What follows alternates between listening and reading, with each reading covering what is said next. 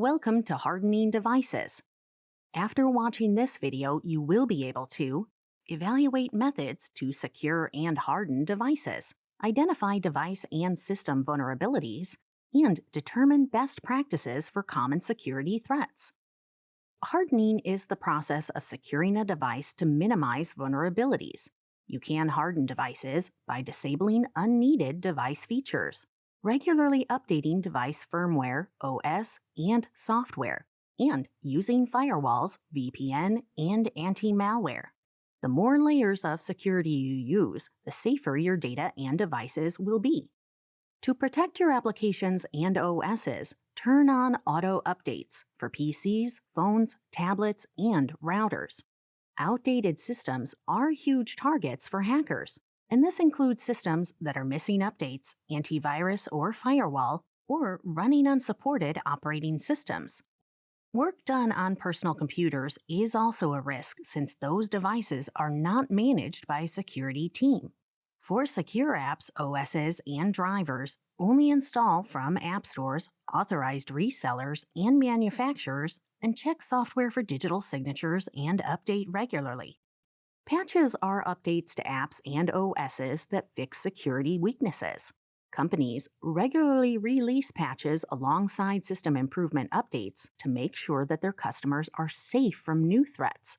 But patches are a response to known threats, meaning the threat has already happened to someone.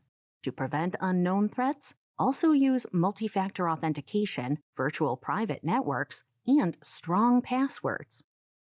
Firmware is software that tells hardware how to behave.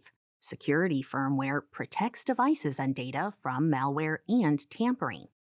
BIOS passwords, also firmware passwords. BIOS, or Basic Input-Output System, is firmware that boots up Windows and Linux PCs, runs hardware checks, and starts the OS. The OS won't start without the password or if the checks find a problem. Secure boot. UEFI, or Unified Extensible Firmware Interface, is newer and more advanced boot firmware than BIOS. Secure boot is a feature of UEFI. It confirms an OS manufacturer's digital signature, which prevents malware from taking control during boot up. TPM. TPM, or Trusted Platform Module, is a chip that stores and manages encryption keys. TPM chips won't start a device or unencrypt data if tampering is detected. And drive encryption. Drive encryption scrambles a drive's data so it's unreadable. Outdated firmware leaves devices vulnerable, so make sure your PCs, phones, networking hardware, and even your cars have firmware that is up to date. Now, encryption is one of the most powerful tools you can use to harden a device. It uses algorithms to encode plain text into unreadable ciphertext. Only the encryption key can decode it. Encryption is used at the network layer for data traveling across networks. It can also be done locally to hard drives, phones, and even thumb drives so that lost data remains unreadable. Now, a hacker can use features and ports to steal data and cause damage. For example, Auto Run allows inserted drives and disks to run or play automatically. Bluetooth allows connections and data transfers between devices. And NFC also transfers data but has zero protections aside from its limited range. But some of the most vulnerable ports must stay open. Port 443 manages secure web traffic. Port 22 is used for secure server connections. And Port 80 manages standard web traffic. So, to harden against attack, disable unused features and ports, and use other hardening tools to protect the ones in use. A zero-day attack is an attack that has never happened before, and there are no patches or updates in a zero-day attack because they haven't been created yet. To protect against zero-day attacks, use tools like VPN and IDS or IPS. Only visit trusted networks and sites, and follow general security hygiene standards. Apps that harden are affordable, reliable, and provide helpful configuration suggestions. Examples include antivirus, anti-malware, anti-spyware, software firewalls, and VPNs. Maintaining these apps, especially on smartphones, helps keep attackers out of your devices. Firewalls harden devices by keeping unwanted visitors out of your system and off your network. There are software firewalls and hardware firewalls. They monitor connections and block harmful traffic based on preset rules. For example, schools and businesses use firewalls to block social media sites, age-inappropriate content, and certain types of downloads. VPNs encrypt the traffic coming out of your device. So even if a hacker is capturing your data, they won't be able to read it or decrypt it.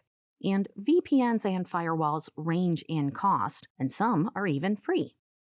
Now, public Wi-Fi is convenient, but it's unencrypted and doesn't require passwords. Hackers can easily intercept and steal your identity, drain your accounts, and scam your contacts. Secured Wi-Fi provided by your ISP or the network at your job is much safer to use. These have strong encryption. If you can't avoid public Wi-Fi, use a VPN on all your devices. Only visit HTTPS sites that are well known. Use your phone as a hotspot. Cellular networks are encrypted. Disable automatic Wi-Fi connection settings. And don't access personal or financial information on public Wi-Fi. Default usernames and passwords are essential to tech support, software installation, and device configuration. They also pose serious risks. They're easily found online in help guides or in user manuals. They have admin-level privileges, they hide who's using them, and they're usually left unchanged. It's common for hackers to use them to break into apps, devices, OSes, databases, and BIOS. To close security loopholes, disable built-in accounts if possible, change all default passwords, use strong passwords, and check documentation for default, backdoor, and hidden accounts. In this video, you learned that apps and OSes should be regularly updated. Patches protect against known threats. Outdated firmware leaves devices vulnerable. Encryption encodes plain text into ciphertext. Zero-day attacks are unknown threats. Disabling features and ports reduces attacks. Firewalls block traffic, VPNs encrypt traffic. Anyone can see what you do on a public Wi-Fi, and hacking a device is easy with default passwords.